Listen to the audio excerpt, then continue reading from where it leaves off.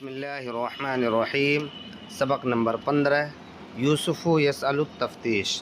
یوسف علیہ السلام تفتیش چاہتے ہیں۔ ولما جاء الرسول الی یوسف، اور جب بادشاہ کا قاصد یوسف علیہ السلام کے پاس آیا، وقال لہ، اور ان سے کہا، ان الملک یدعوک، بے شک بادشاہ آپ کو بلا رہا ہے۔ ما رضی یوسف ان یخرج من السجن ہکذا، نہیں راضی ہوئے یوسف علیہ السلام اس طرح جیل سے نکلنے میں۔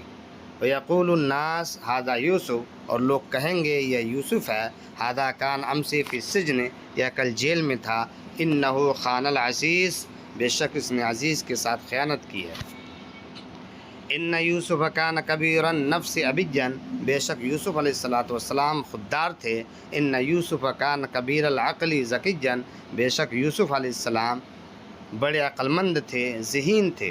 لو کان احد مکان یوسف فی السجن، اگر یوسف علیہ السلام کی جگہ کوئی اور جیل میں ہوتا، وجاءہ رسول الملک، اور بادشاہ کا قاصد بلانے آتا، وقال لہ رسول الملک، اور اس سے بادشاہ کا قاصد کہتا، ان الملک یدعوک، بے شک بادشاہ آپ کو بلا رہا ہے، وینتظرک، اور آپ کا انتظار کر رہا ہے، لأسرع ھذا الرجل الی باب السجن وخرج، تو یہ آدمی جیل کے دروازے کی طرف تیزی سے پہنچتا اور نکل جاتا۔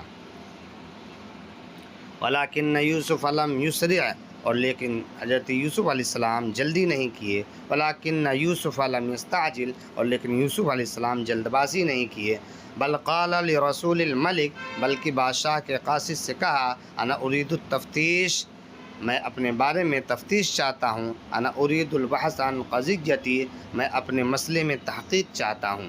وسأل الملک عن یوسف، اور بادشاہ نے پوچھا یوسف علیہ السلام کے بارے میں۔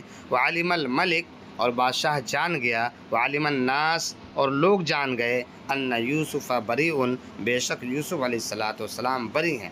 وخرج یوسف بریئا واکرمہ الملک، اور یوسف علیہ السلام بری ہو کر نکلے اور بادشاہ نے ان کا اکرام کیا۔